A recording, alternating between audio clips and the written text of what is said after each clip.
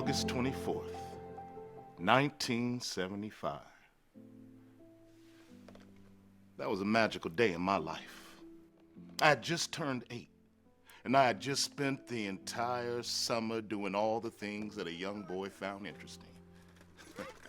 Every day was filled playing various athletic contests in my neighborhood. 3 flies up, basketball, flag football, racing my friends either on foot or bike, filled the entire day. It didn't get very hot in Richmond, California, and I lived in Parchester Village, which was right next to San Pablo Bay. The mild temperatures during the day would give way to the crisp winds at night. Summer was also vacation time, and we'd always take a week's trip down to Southern California to visit family in Watson, Inglewood. We'd always go to the beach and to Disneyland. My father always drove, my mother rode shotgun, and my brother, he sat in the back seat with me. Now my brother, he was 3 years older than me, and he ruled the back seat. In fact, imaginary lines were drawn down the center because I was prone to get on his nerves from time to time.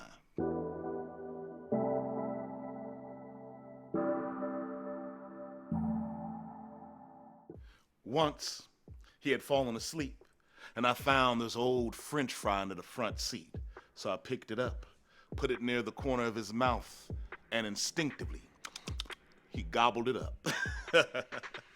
I laughed so loud I woke him up, but he never realized what happened. But instinctively, he knew I had crossed the line, so he banished me back to the other side of the car.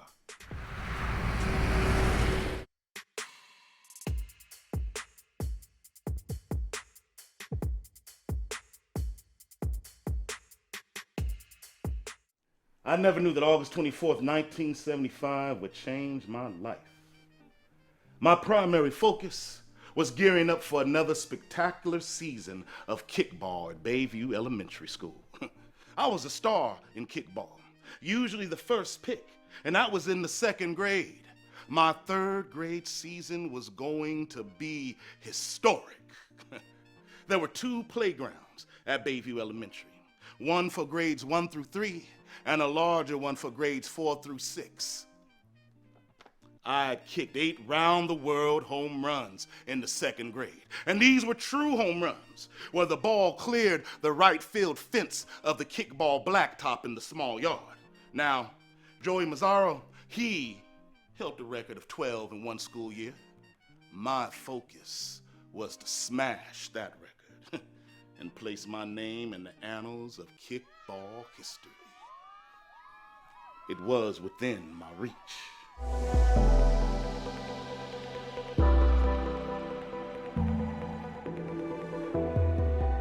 August 24th, 1975 started off like all the other days that summer. My friends and I rode our bikes down to Plum Country in the middle of the day.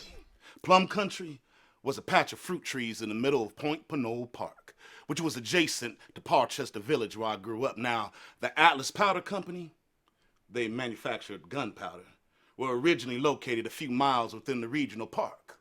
The owners had built these huge Victorian homes all throughout the property. Now, the company shut down in the 40s and the homes were destroyed, but they had planted a patch of fruit trees that bloomed all summer and spring long. Like, I tell you this, man, we would pluck and eat cherries, apples, plums, and all other kinds of delicious fruit until our bellies were good and full. Who knew we were riding our bikes through gunpowder trailings and shit? But I tell you this, that fruit on a mild summer day was delicious.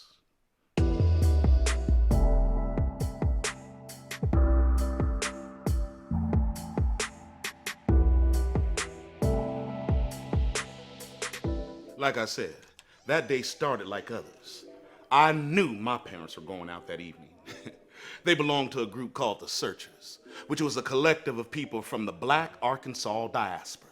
Now, the Northern California branch held various events throughout the year, and this event was scheduled to be held in Oakland. Now, my parents had no qualms with leaving us home alone. It was a different time, and I don't even have a memory of ever having a babysitter. Sometimes we would stay over at my aunt's house who lived a few blocks down, but... Now, when my parents were going out, they made it a point to have something special for my brother and I to eat for dinner. And to my utter joy, there was hot straw hat pizza waiting for us. Woo! Look, me and my brother dined and ate pizza like royalty at a feast. I washed mine down with an ice-cold Shasta cream soda. And like I said, my parents were getting ready to go out for the evening. So I walked out the kitchen, and I saw my father walk from the bathroom to the bedroom in his drawers.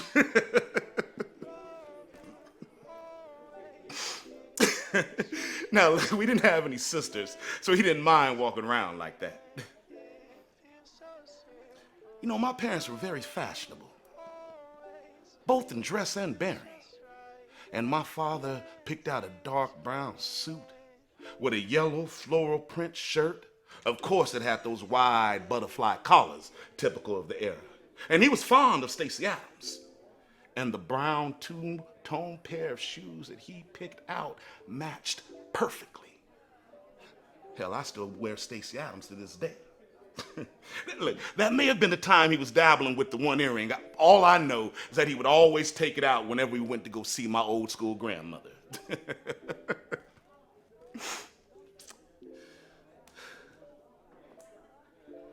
Yeah, my mother was almost done getting dressed for the evening, and she looked resplendent in her orange sleeveless dress.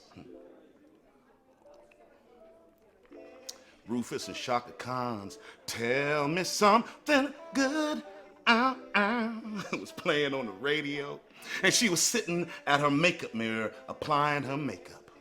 Now, women wore hair clip-on extensions back in that day, and hers were flawless.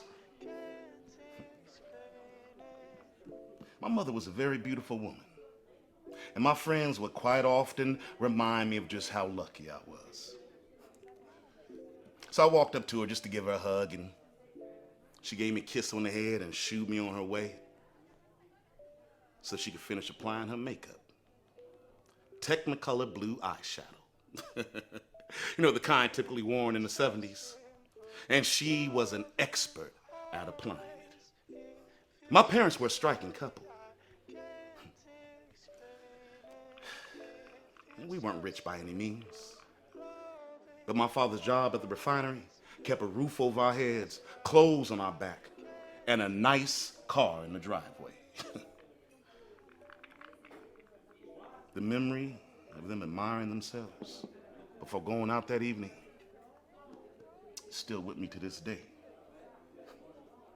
Years later, I took a film class in college, and that scene is what film buffs would call mise en scene. Look it up. Now, the time came for them to go, and of course, my father could not go until he fixed him a drink first. Johnny Walker Red on ice was his drink of choice.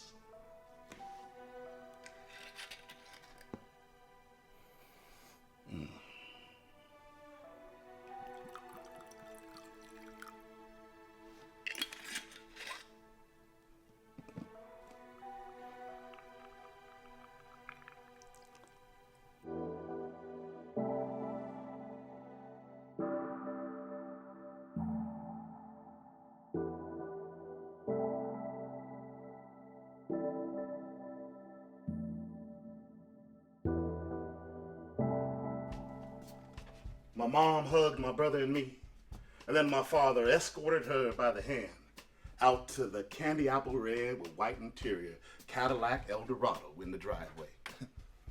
My mom held my dad's drink while he got in, and before he started the car, he lit a cigarette. Now, with drink in hand and cigarette in lips, they drove off for a night of dancing and socializing. I locked the door and closed it. And when I turned around, my brother had already gone back to our room. So I headed to the den. But first, I stopped off at the kitchen and grabbed myself another ice-cold Shasta cream soda. And then I headed to the den for a night of network comedy. About 15 minutes passed, and I noticed my brother hadn't joined me.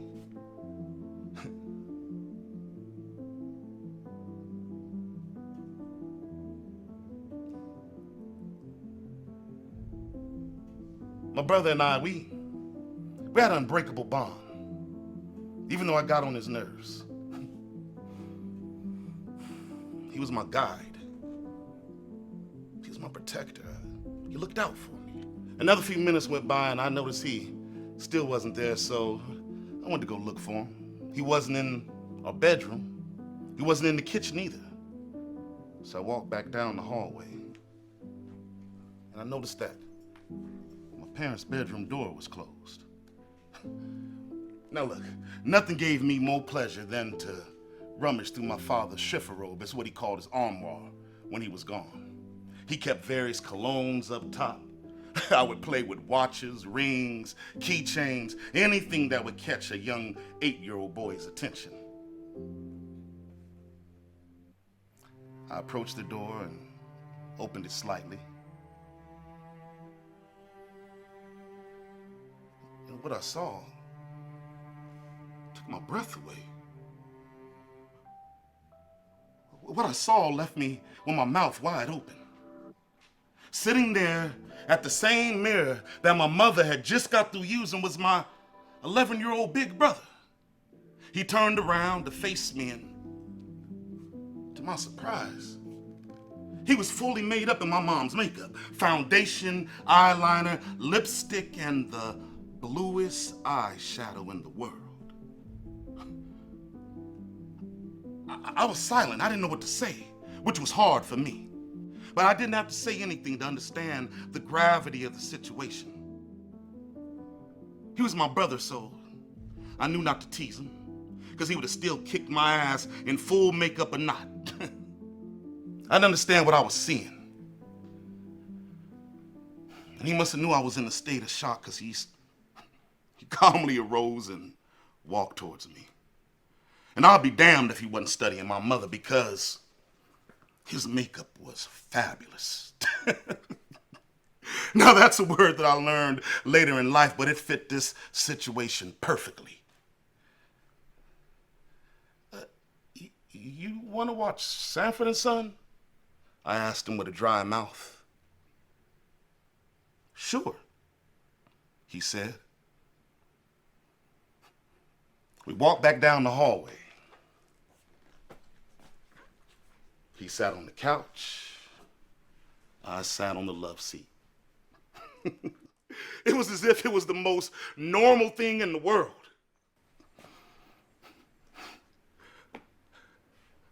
My big brother and I sat and laughed at the show.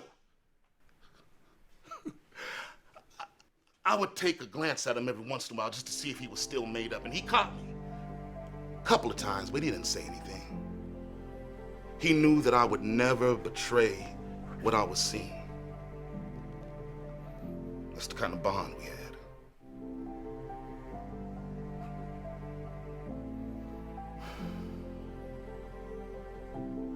In fact, it's the first time I've ever told anybody what happened on August 24th, 1975. I never even told my parents. I didn't know anything about the gay or lesbian lifestyle back then. It was the farthest thing from my consciousness as an 8-year-old boy. I didn't have any labels to use or any words to describe my feelings or my observations about my brother, but that was the day I realized he was different.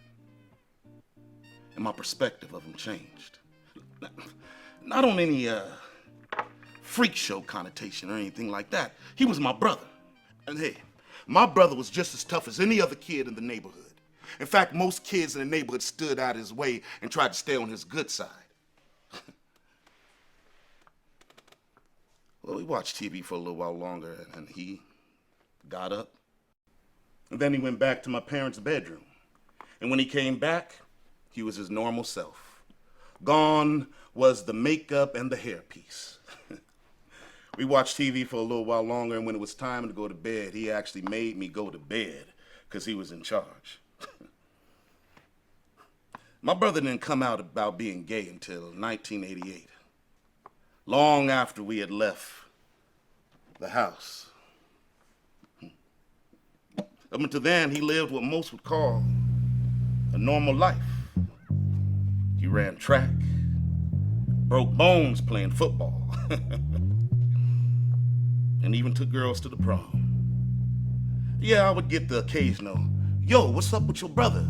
conversation, but I just brushed it off like a good little brother is supposed to. Yeah, I knew the truth, but that was something only we shared.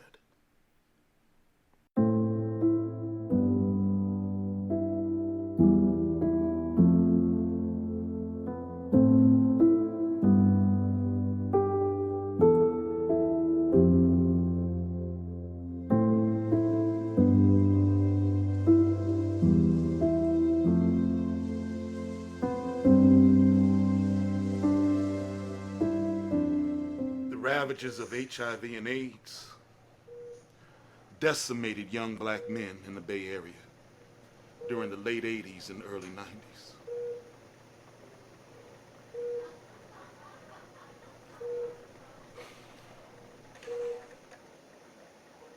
Sadly, my brother was infected by this insidious disease.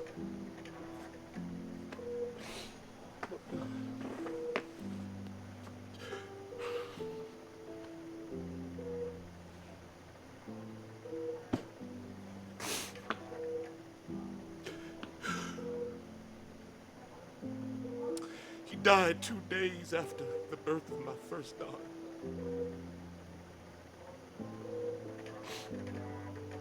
So he never got a chance to see her grow into the confident, bright young woman she is today.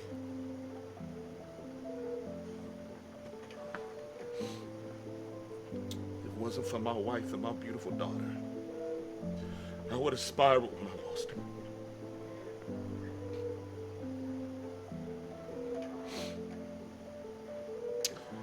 His spirit is still with me today.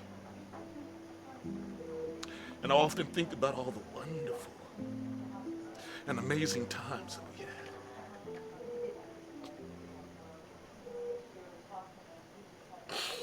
had. He didn't suffer from dementia, so he was bright-minded and funny until the end. Last thing he said to me, "I don't hate God. I don't blame him.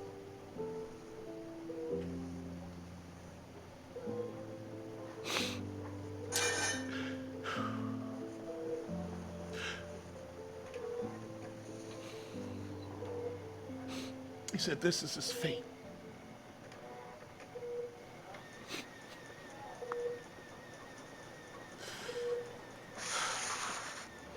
I love you, EJO II. May you always be at peace.